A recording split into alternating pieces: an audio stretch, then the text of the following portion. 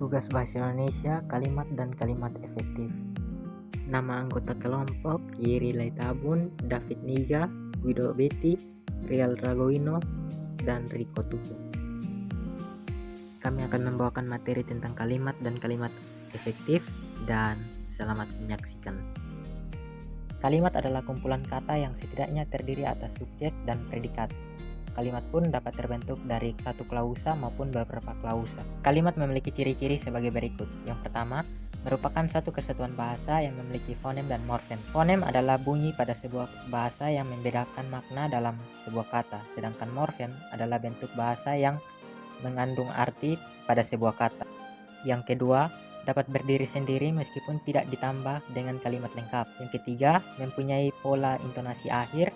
Yang keempat, adanya huruf kapital dan tanda baca dalam sebuah kalimat. Unsur-unsur kalimat. Yang pertama, subjek. Subjek adalah kata benda dalam sebuah kalimat yang dapat berupa nama orang, hewan, benda, sapaan, dan lain-lain. Yang kedua, predikat. Predikat adalah bagian yang menandai apa yang telah diucapkan ataupun ditulis oleh pihak pertama. Yang ketiga, objek. Objek adalah sebuah hal atau perkara yang akan menjadi topik pembicaraan. Yang keempat, pelengkap. Pelengkap adalah bagian frasa verba yang membuatnya menjadi predikat lengkap dalam sebuah klausa. Yang kelima, keterangan.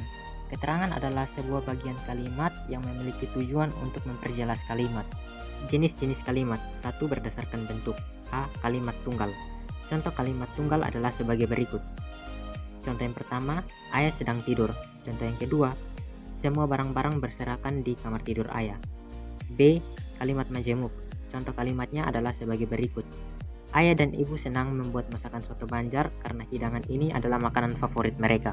2. Berdasarkan kalimat aktif dan pasif. A. Kalimat aktif. Kalimat aktif adalah kalimat yang predikatnya kata kerja aktif.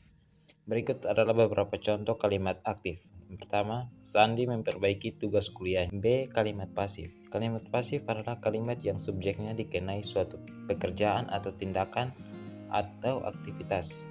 Contoh kalimat pasif diantaranya adalah buah mangga dipetik oleh ibu. 3. Berdasarkan pengucapan. A. Kalimat langsung. Kalimat langsung adalah kalimat yang menggambarkan ucapan atau perintah. Kalimat tersebut juga berisi bagaimanakah perkataan orang yang dimaksud, sehingga kalimat ini ditandai dengan tanda petik. Contoh kalimat langsung adalah sebagai berikut.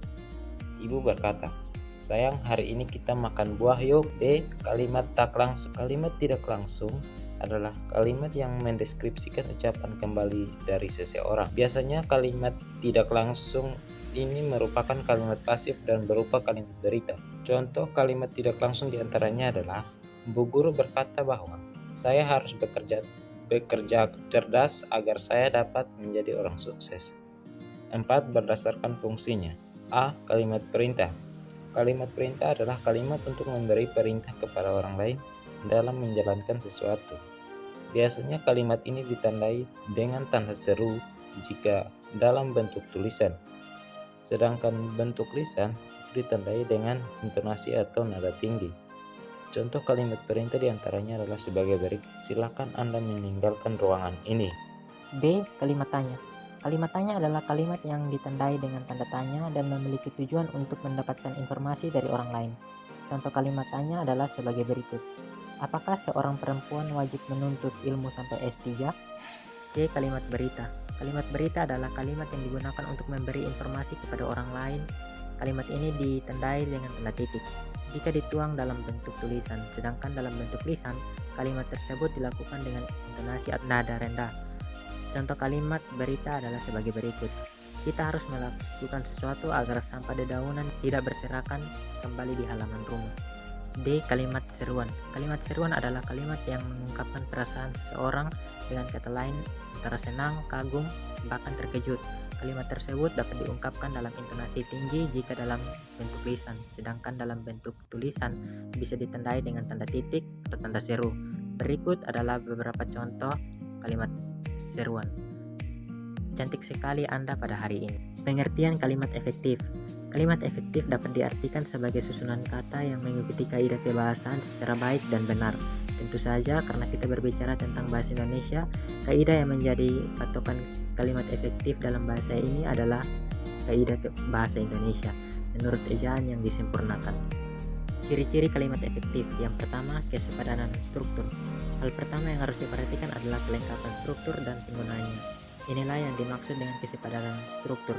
Ada beberapa hal yang menyangkut ciri-ciri yang satu ini. Yang pertama, pastikan kalimat yang dibuat mengandung unsur klausa minimal yang lengkap, yakni subjek dan predikat. Yang kedua, jangan taruh kata depan atau preposisi di depan subjek karena akan menghambur perlakuan di dalam kalimat tersebut. Yang kedua adalah kehematan kata, karena salah satu syarat kalimat efektif adalah ringkas dan tidak bertele-tele. Kalian tidak boleh menyusun kata-kata yang bermakna sama di dalam sebuah kalimat. Ada dua hal yang memungkinkan kalimat membuat kalimat yang boros sehingga tidak efektif. Yang pertama menyangkut kata jamak dan yang kedua mengenai kata-kata bersinonim. Untuk menghindari hal tersebut, berikut ini contoh mengenai kesalahan dalam kata jamak dan sinonim yang menghasilkan kalimat tidak efektif. Contoh kata jamak. Yang pertama, para siswa-siswi sedang mengerjakan soal ujian untuk perguruan tinggi atau tidak efektif. Yang kedua, siswa-siswi sedang mengerjakan soal ujian untuk masuk perguruan tinggi atau efektif. Yang ketiga, kesejajaran bentuk. Ciri-ciri yang satu ini menyangkut soal imbuhan dalam kata-kata yang ada di dalam kalimat sesuai kedudukannya pada kalimat itu.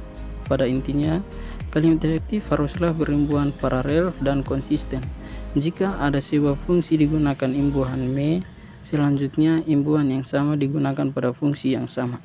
Contohnya, yang pertama, hal yang mesti diperhatikan soal sampah adalah cara membuang, memilah, dan pengolahannya atau tidak efektif.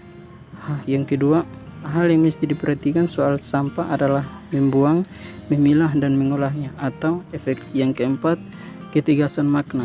Tidak selamanya subjek harus diletakkan di awal kalimat, namun memang peletakan subjek seharusnya selalu mendahului predikat. Akan tetapi, dalam beberapa kasus tertentu, kalian bisa saja meletakkan keterangan di awal kalimat untuk memberi efek penegasan. Ini agar pembaca dapat langsung mengerti gagasan utama dari kalimat tersebut. Penegasan kalimat seperti ini biasanya dijumpai pada jenis kalimat perintah, larangan, ataupun anjuran yang umumnya diikuti partikel hal, partikel lah, ataupun. Contohnya, yang pertama, kamu sapulah lantai rumah agar bersih atau tidak efektif. Yang kedua, sapulah lantai rumahmu agar bersih atau efektif. 5. Kelogisan kalimat. Ciri-ciri kalimat efektif terakhir yang akan krusial menyangkut kelogisan kalimat yang kalian buat. Kelogisan berperan penting untuk menghindari kesan ambigu pada kalimat. Karena itu, buatlah kalimat dengan ide yang mudah dimengerti dan masuk akal agar pembaca dapat dengan mudah pula mengerti maksud dari kalimat tersebut. Contoh, kepada Bapak Kepala Sekolah waktu dan tempat kami persilakan atau tidak efektif. Yang kedua, Bapak Kepala Sekolah dipersilakan menyampaikan pidatonya sekarang atau kalimat efektif. Sekian penjelasan materi dari kelompok kami. Terima kasih.